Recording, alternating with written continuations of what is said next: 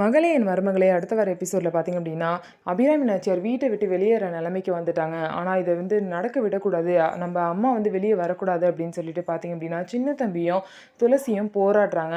அதை யார் அந்த போலி பத்திரத்தை ரெடி பண்ணாங்களோ அவங்கள எப்படியாவது கண்டுபிடிச்சிருன்னு சொல்லிட்டு எங்கெங்கேயோ அலைஞ்சு தேடி அந்த முருகேசன் அப்படிங்கிறவங்கள நம்பரை வாங்கிட்டாங்க. அவங்க தான் போலி பத்திரத்தை ரெடி பண்ணியிருப்பாங்க.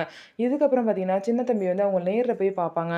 அவங்களோட ஒய்ஃப் பார்த்தீங்க அப்படின்னா ப்ரெக்னெண்ட்டாக இருப்பாங்க. அவங்கள ஹாஸ்பிட்டலில் அட்மிட் பண்ணியிருப்பாங்க. போய் அந்த பொய்யான போலி பத்திரத்தை ரெடி பண்ண அந்த ஆஃபீஸர் கிட்ட போயிட்டு சின்ன தம்பி உங்களுக்கு சிவகாமி நாச்சியார் பணம் கொடுத்துருப்பாங்க, அதை விட அதிகமாகவே நான் பணம் கொடுக்குறேன் அப்படின்னு சொல்லிட்டு சின்ன தம்பி சொல்லுவாங்க. நீங்கள் எப்படியாவது உண்மையை எல்லாரும் முன்னாடியும் சொல்லுங்கன்னு சொல்லிட்டு சின்ன தம்பி கெஞ்சுவாங்க. நான் அவங்க காலில் கூட விழுவுறேன் அப்படின்லாம் சொல்லுவாங்க. இதுக்கப்புறம் பார்த்தீங்க அப்படின்னா அவங்க காசு கொடுத்து இந்த வேலையை பண்ண வைக்கல, ஒரு வீடியோவை அமிச்சு மிரட்டி தான் இந்த மாதிரி பண்ண வச்சுருக்காங்க அப்படிங்கிற விஷயத்த சின்ன தம்பிக்கிட்டையும் துளசிக்கிட்டையும் முருகேசன் சொல்லி இந்த உண்மையை எல்லாரும் முன்னாடியும் சொல்கிறேன் அப்படின்னு சொல்லிட்டு அந்த வீடியோவை காமிப்பாங்க. இதனால சிவகாமியும் பவானியும் பார்த்தீங்க அப்படின்னா மூக்கு உடஞ்சு நிற்பாங்க. இதுக்கப்புறம் அபிராமி நாச்சியாரும் அந்த வீட்டை விட்டு வெளியேற நிலைமை வராது, பவானியை தூக்கி உள்ளே தான் வைக்க போகிறாங்க. ஸோ இதுக்கப்புறம் என்ன நடக்க போகுதுன்னு பார்க்கலாம். நம்ம வீடியோ உங்களுக்கு பிடிச்சிருந்தா நம்ம வீடியோவை லைக் பண்ணிக்கோங்க, மறக்காமல் நம்மளோட சேனலை சப்ஸ்கிரைப் பண்ணிவிட்டு பாருங்கள்.